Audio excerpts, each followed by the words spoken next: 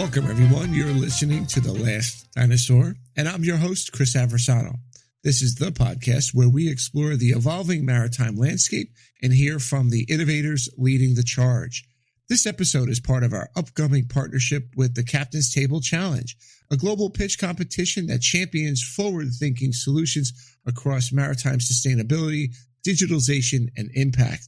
This partnership is now in year 2.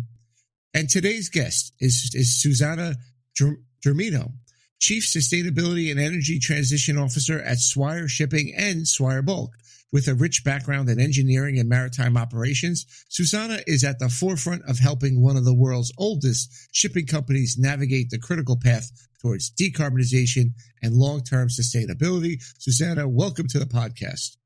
Thank you very much. It is a pleasure to be here with you today, Christopher, and hello to all of your listeners. Thank you for coming on, and thank you for being part of the Captain's Table Challenge. This is the second year that we're working with some guests from there and from that challenge, and it's an important part, at least I think, in kind of the evolution of our industry in a lot of ways. As I mentioned in the opening, Swire Shipping has been around for a long time. What does it mean from your point of view to lead kind of this sustainability charge in a company that's been around for a while? And how did you kind of get into this role? I mean, what was your background and how did you end up where you are today? I know it's a 2-part question here, but really curious to see where you ended up where you are. Well, let me start with your first question. Actually, Swire and the Swire Group have had a very, very long past in sustainability. To give you an idea, my team, the sustainability team, the core team, has been in place for more than 12, 13 years.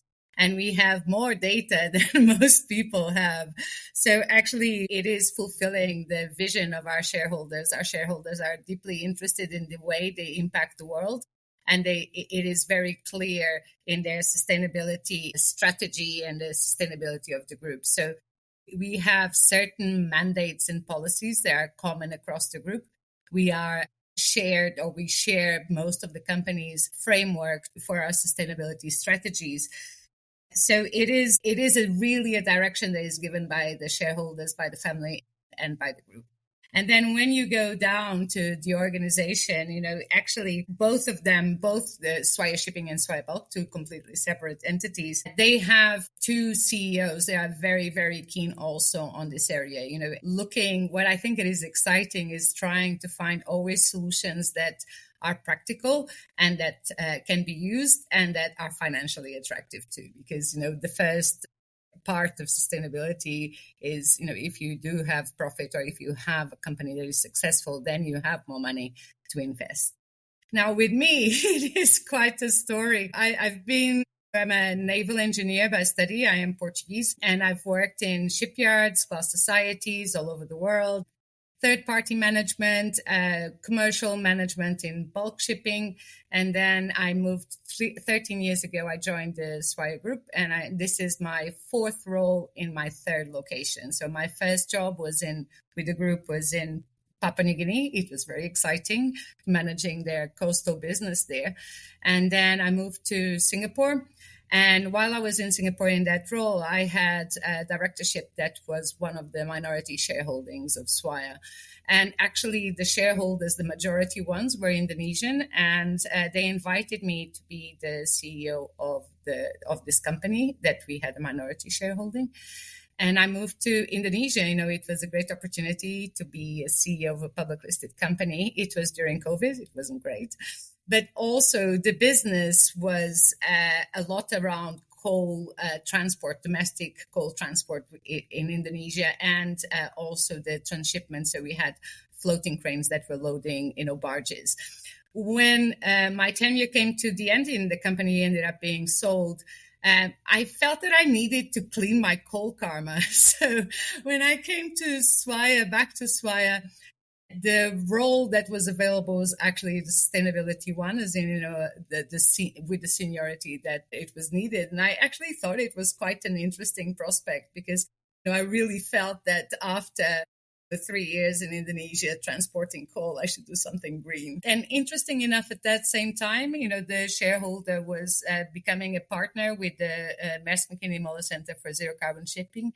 And we decided to have a much bigger focus on the energy transition side. So we added to the sustainability, the energy transition, that actually it is my core knowledge more than the sustainability itself, and where I really see, which difference can we make. And it's quite exciting to do. It is a challenging time, but because it is so new, it's also an opportunity to explore new things, and you cannot be ever concerned about making a mistake. Everything is a lesson, and that's really an important message that I would like to pass across. It's funny you mentioned like coal karma. I started off working for a big oil company, and I did a lot of shipbroking on oil and gas. And you could look at it one way of, the karma of that, and the other way, well, at a minimum, it's the most environmentally safe way of moving that underlying commodity, right? Yes. So it is. I always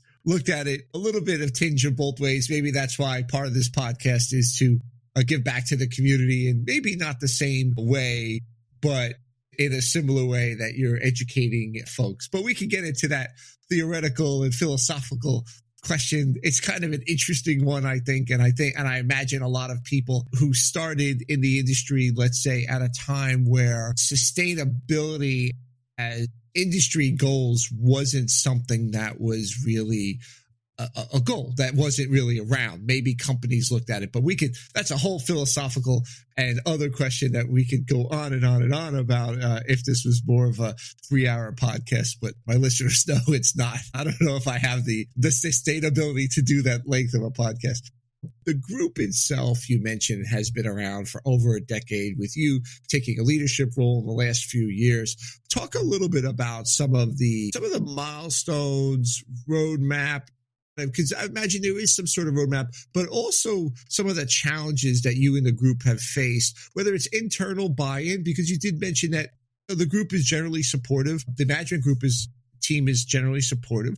As everybody knows, you run into challenges, sometimes with a decision, sometimes with perception. And I'd love to hear you talk a little bit about that as you have taken this role in the last few years. Well, I will start with that part, actually, before I go to our targets and to our strategy.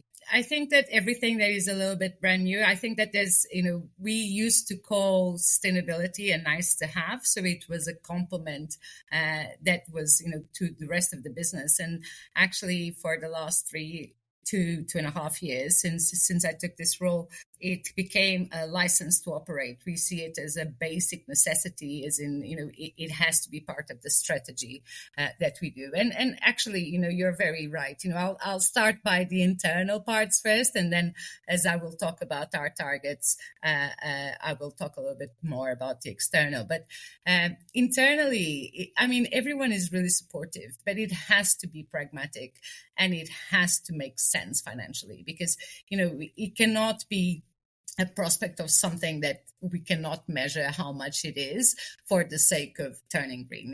That is not a good proposal. That is not the case for it's not a good business case. So, it is, I think that in a way, putting me in this role when I had, such different, both technical and commercial roles and management roles, gave to this position a little bit more of, not a little bit more, that it would be unfair, but it gave a focus on what is expected from me and from my team. And it is hard numbers. We're based on data, and we are really always trying to go and strive to do a little bit better. Where I find the challenge is, a lot of these things are new concepts or new ideas. And for example, one of them that I get I have to keep on repeating sometimes, it is the difference in a lot of the new regulations, with like Fuel EU, or if IMO GFI is adopted, that one.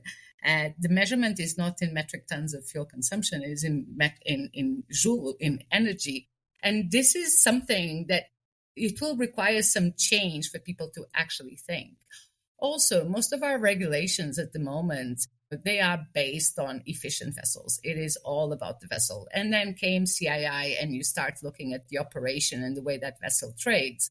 But this is a message because CII has no prescriptiveness on it, as in, it does not have a stick. It is really difficult sometimes to pass across that the way you operate the vessel, it has a serious impact in the efficiency that it has. And sometimes you have commercial reasons versus, sustainability reasons.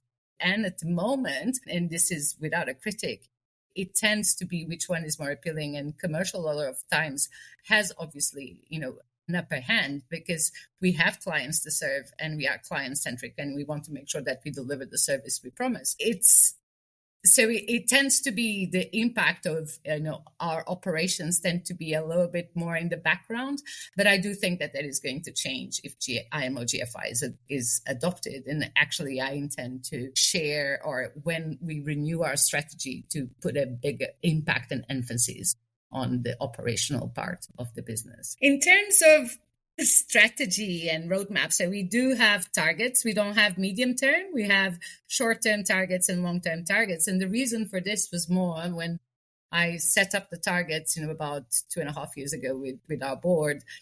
We were a little bit unsure about what the regulations were going to look like, and we didn't want to be very mismatched. And we were very conscious also that I was just starting, and we had very little idea, not about the technology itself, but about the availability of fuels and how we're going to look at it between our trades. So we have obviously a net zero by 2050, and we also had a 50% reduction of our EEOI based on our years of counting. That's 2014 for Swire Bulk and 2015 for Swire Shipping. So that's how long we've been collecting data.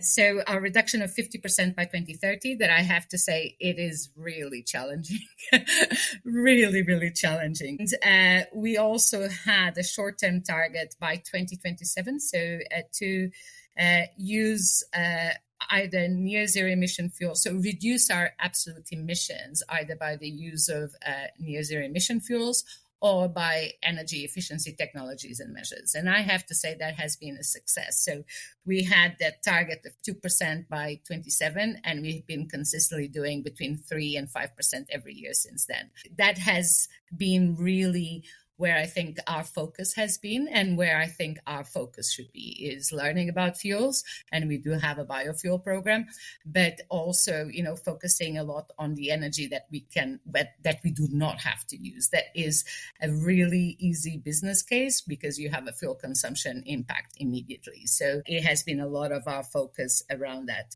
So in terms of strategy, we divided it in 3 blocks. So we have 3 blocks. One is focused on we call it fleet efficiency. So we have voyage optimization, weather routing, looking at data and analyzing the trend to see if the hull needs cleaning or not, management of power on board. So we have a team dedicated in this area. They also do all of the part of the environmental compliance. So everything that is Fuel EU, EU ETS, and CII in IMO. In the future, if we have IMO GFI, also that one.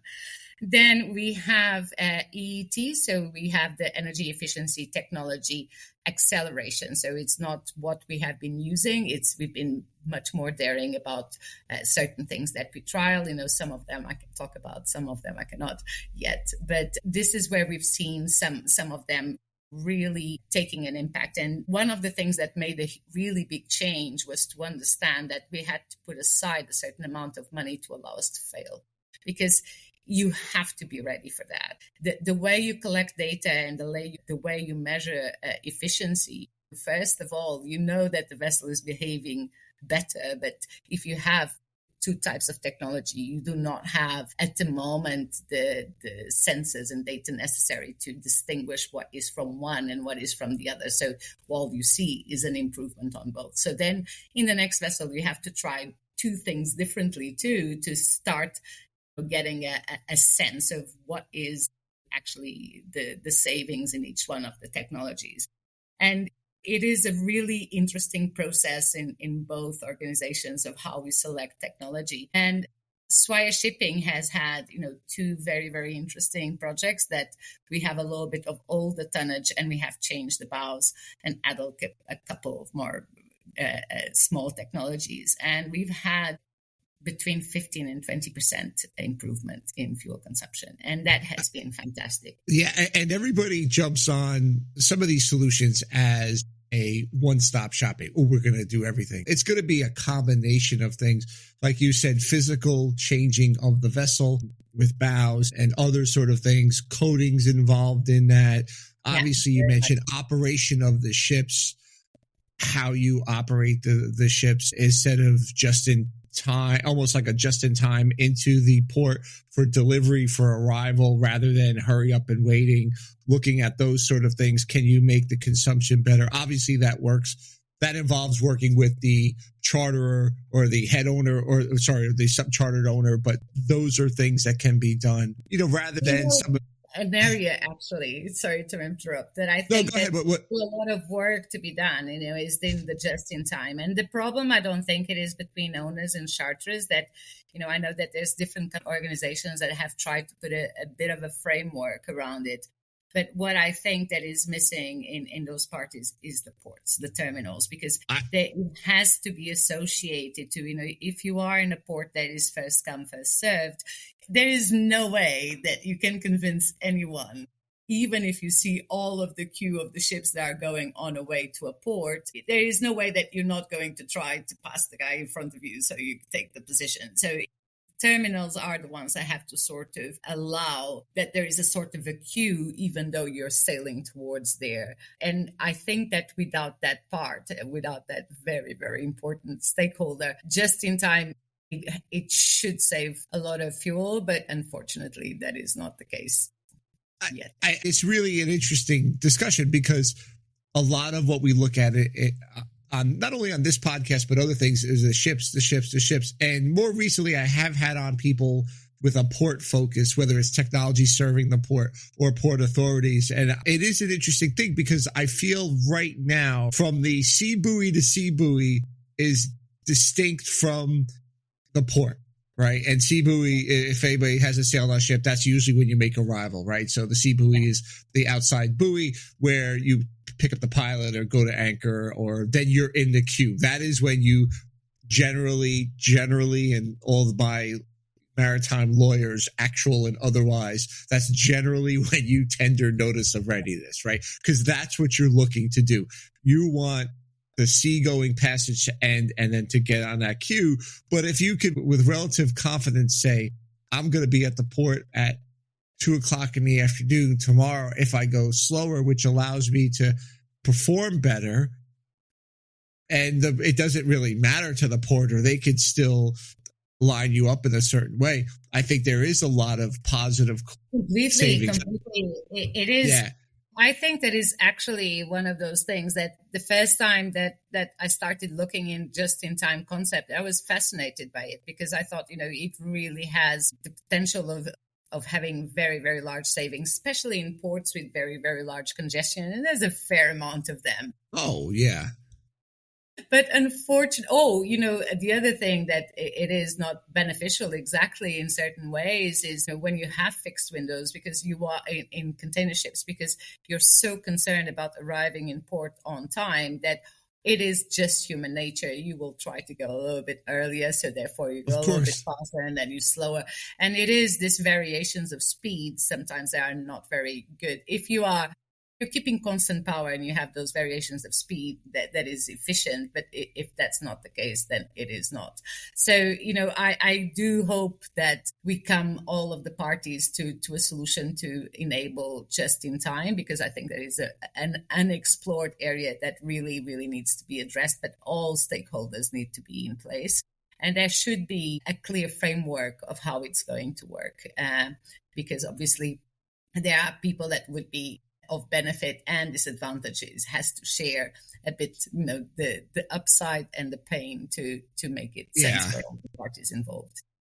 Yeah, and I guess, container ships, cruise ships, those type of groups would probably say, no, thank you. We have to keep the schedule. And maybe there's more flexibility on the bulk side of the industry, which is, I came from that side on the tankers and obviously you on the dry bulk. I think maybe there is an opportunity. And even with those two classes of ship, you're still talking 60%. And maybe there's a subclass of ship that could really lead the way in all of that and then set the example for the other groups of ships that to say, hey, this could really, really work. Because what really gets all the attention are things like wind, ammonia, methanol, biofuels. Those are the ones that are getting attention now. And it's funny when you talk about ammonia, I don't even know if we have in place the framework to getting it to the ship. I mean, so we have frameworks in place of arrival notices. Well, and maybe that's a little bit easier, but not as cool. Yes, and actually now talking about ammonia, it takes me to my third part of my strategy, a strategy that is focused exactly not on the technical part alone of the ships, because that is responsibility of our fleet department, but on the supply chain of fuels and what you need to learn and, how do they behave? Because what we realized is that we actually know very little about the substances. And we started looking at infrastructure around and what is available and what is not, and, how it is to contract, what does it require? And, I think that's probably, where I have learned more, in the energy efficiency technology part, as an engineer, you sort of expect that is always an opportunity for improvement. Yeah. But where it has been quite interesting is to look at different fuels, the characteristics, the risks, the issues. And that has been quite fascinating. So it's going to be quite fascinating. Ask you the question that everyone asks, as in so what fuel? It's definitely one of the more fascinating areas. And the other piece, which again, we could go on for hours and hours, is this is great. What training are you going to give, and where are the mariners coming from? In addition to the supply chain of how are we getting the molecule on board? How are we training these folks? Are we overburdening them? Are there new ways of training? What schools are even set up, whether it's here in the United States or globally, to train the next generation or this generation of mariners on ammonia and some of these other fuel options that are, let's say, outside of the traditional window? So that's a whole other discussion topic. That is a huge challenge. I mean, it is such a big gap to where we are today. There was someone recently saying that, but we have been carrying this molecules as cargo for a long time, but it is not the same. No. Is, and if you've worked with tankers, probably worked with some gases too, it is not the same. And it creates a concern. I think that is, together with the availability of the molecules, the next big issue is, it's not even the next big, they are one as big as the other, is you first don't have it, and then you don't have the people to that are trained to use it. And in a lot of the molecules, you don't even have SOPs or guidelines of how it's going to be treated, because it is, I usually say, there's still not. There is an attempt to create an ammonia combustion engine with, they did a fantastic job, but there's still not a 2-stroke engine that is running on ammonia. So, when we talk about ammonia as a possibility, yes, it is. And I have very little doubt that it will be the cheapest. And this is why it's so appealing. So it will be the cheapest substance, between methanol and ammonia. I am not so sure yet about bio-LNG and others. But it will be the simplest. It will be the one that doesn't have any carbon molecule left. But if it took, 12, 15 years for LNG infrastructure to be where it is today, that is still not widely available, how long it will take for ammonia to be actually in every port. And when we talk about, for example, green corridors or having centers where you have this, you're thinking about container ships mainly. You're not thinking, unless it is somewhere like Singapore, that you stop here and you bunker, or Rotterdam. Most of the vessels that are operating global tramping, we don't know where they're going to go. So to think that any of this is available, or they can be built with options and autonomy that allows them to keep on trading in these green molecules, it's not a viable solution. It's not really, and it is quite painful to see that the gap of investment in infrastructure is going to be such that I think for everyone operating global tramping, decarbonization is going to be not coming so soon in terms of fuel consumption or changing of fuels. I tend to think that, agree with you 100%.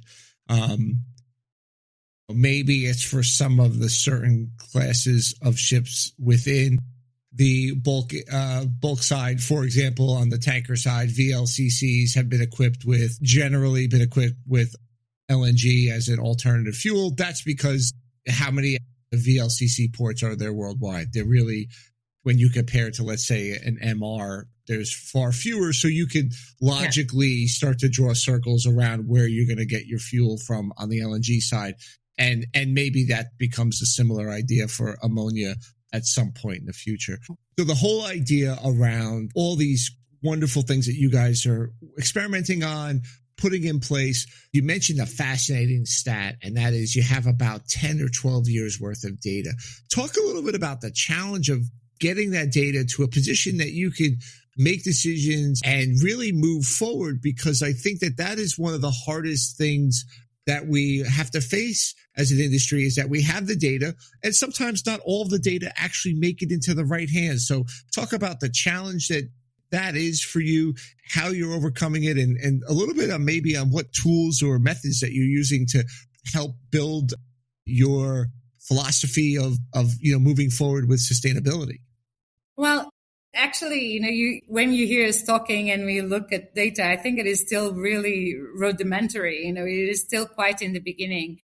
And even though we have been collecting, fuel consumption data quite detailed for the last, 10, 12 years, it has evolved too, because you start to know what you need to know and how you're going to organize it.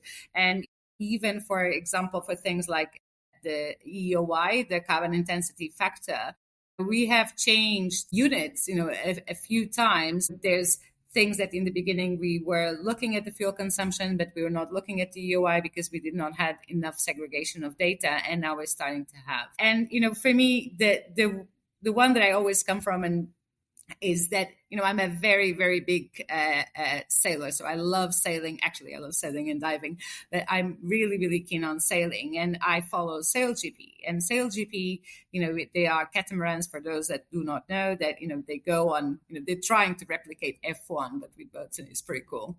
And they collect from 125 sensors on board, 35,000 data points a second. I am talking about 35,000 data points a second. When you talk to the data scientists that are related to this, because they collect the same data uniformly from all vessels, and then they leave the interpretation to each one of the teams. And they were saying things like, they can notice if a person didn't have the proper night's sleep, because their trend is a little bit different. So the amount of data that is collected from weather, from waves, from each one of the individuals that is part, and where they are, their performance, and how they're comparing constantly to, the optimum sail. It is, there's a lot of the decision, obviously, that is with the skipper that makes the strategy decisions of what to do. But he is being informed by all of this amount of data, where there is a strategist on board that will recommend, what would be the best course of action next. We have been trying different technology for high frequency data. And to be honest, we have not installed because we are not comfortable yet with the reliability of all of them. So, we have tested, we're planning to test the fourth. And it has been quite a lot of insisting, because, if you're going to rely on the data, you can't then have a secondary person checking if the reliability of that data with that volume comes from board. So, that is the first thing, is we're not there yet. It will be achieved. So most of people are doing what we are doing. We are collecting data from the Noon report. There's a little bit more of information that we add for the platform that is collecting it. That is the one that is going to be used for environmental compliance for MODCS, UMRV. But, I think that this is where a lot of the areas have not been explored. We have tried weather AI and weather routing AI, and we think that it is still not there yet. So we know that the machines learn, and I'm a big user of AI in my personal life. I don't even remember Google anymore. And, I am aware of the possibilities, But what I am not seeing at the moment is, reflecting, or the machine is learning too slow or not learning yet. But I know it will come, and I know it will correct. But voyage optimization is one of the areas where I see that data can make a huge difference. And then other potentials of, like we were talking, controlling power, controlling speed in a different way that is done today. So if you have tides and currents and weather, you will have an opportunity to optimize your voyage too. You mentioned weather routing and being maybe not 100% there yet. Anything that kind of is closer that you can rely on with data or maybe voyage optimization? I've also seen some interesting chartering tools using some AI, making some assessments of the market. Where are you guys there in you as a company view on AI for helping out what you're trying to do with sustainability? I think that it is one of the things that I want to start more this year. Like I said, looking at voyage optimization, we have tried whether AI, and we don't think that it is there yet, but we do think that there is that really good potential to happen. And where I see it coming more, it's in optimization of the voyage and also managing power versus speed. And, we have been, it's always incredible. We never really know what data we're going to require until we're actually mapping our scope 1, scope 2, and scope 3 emissions and having nightmares. And then we learn for the next years. Actually trying to select now all of the data that you require is an impossible task because it has evolved so much the way that things are accounted for. And like I said, looking at energy for future fuels, for example, you will have to look at things completely different. I know about some of the chartering tools. I think a lot of the companies like us are looking at options of how to use AI within our systems. And we have been trying to work on that particular challenge internally in bulk. And in Swire Shipping, we're looking at different areas where it can be used too. But I think it is really important to remember that AI is a tool. It is not a solution. So, you have to have a strong strategy, and your AI or whatever tool you decide to have, it has to fit that strategy. So it is the targets, the strategy that set what your AI solution should be and how to put it all together. You shouldn't try, because it's so common to try and think that, that tool is going to do all of those things and is going to solve all of my problems. But actually, when you come to look at it, it is just a tool. It is just as good as the processes that you have. And if your processes are not good, your tool is not going to address those issues. So flexibility, as much data as possible, and try to store it somewhere until you actually know what to do with it. And you will find out that probably it's not in the right format. And maybe that's where AI tools can help out, converting and taking unformatted or semi-formatted data and putting it in a way that you can interpret it rather than going through spreadsheets and trying to compare that and making those assumptions. Let me just finish on the data. The basis of the data, that for me, it is unbelievable. I have loads of providers that come with solutions, and some of them I would really like to try, but they all have their own API and their own form. So you cannot actually have the way that you are reporting if you want more than one platform. So while these companies all have their own APIs and they cannot share those APIs, it is impossible to trial more and more voyage optimization because you do not want to add to seafarers' manual work. We have tried whether AI, and actually we don't think that it is there yet. We do think it has huge amount of potential, but we believe that there's still challenges and it needs to learn a little bit more. But voyage optimization is without a doubt an area that you could really help. And you can see it already with, twin models, and, you can see what you're doing. And I think that has a really big potential. I think that especially as companies actually get really innovative and start building their own AI models based off of a platform, those could be more of use in the long term, building AI models for data, for other things off of existing data, off of third-party data, and helping companies make their decision. I think that that's really where especially companies of bigger size and maybe a little bit more means can do this, but maybe even not that. I don't think if you have the right persons internally, you could build that out and have somebody build something on top of what you're getting already. Well, we're very lucky. We have a team that is specialized in data and analyzing data. a data specialist, and then there's mechanical engineers, and a unicorn. So he is an ex-master with a meteorology degree. So he is our weather routing person. That, like I said, at the moment, better than the AI. I think all companies have that unicorn person in there, and that certainly helps for sure. As we wrap up, I love to ask the question: in your position of leadership, probably traveling a lot. We talked earlier about your role and traveling and having to go to conferences. What are you throwing in your backpack, or what do you have on your nightstand?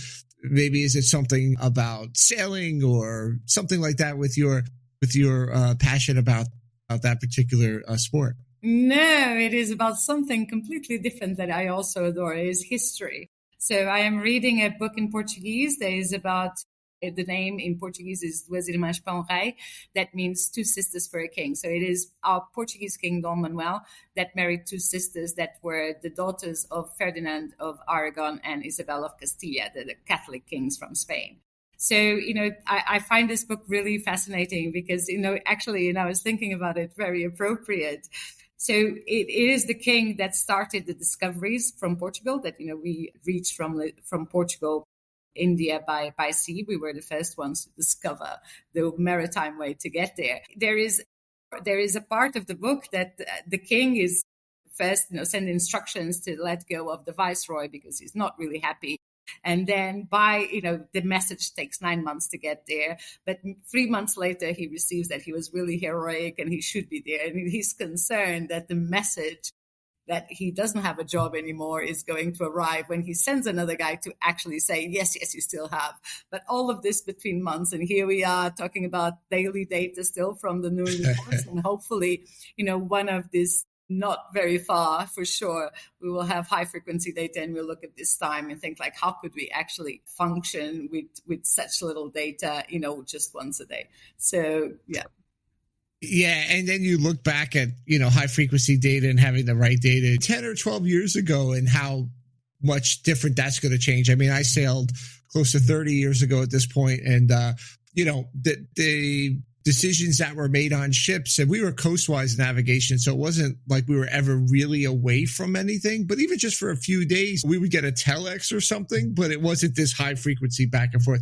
So I'm really excited about that and how that's going to build our journey. Susana, thank you very much for coming on the podcast. I really appreciate you not only telling us about your journey, your path, but really what Swire, Shipping and Swire Bulk are doing. I really think it sends a positive message to the industry about what can be done and handling it, and certainly the commitment there for you and the company on sustainability goals. Thank you for sharing that. Thank you very much. It has been a pleasure, Christopher. All the best.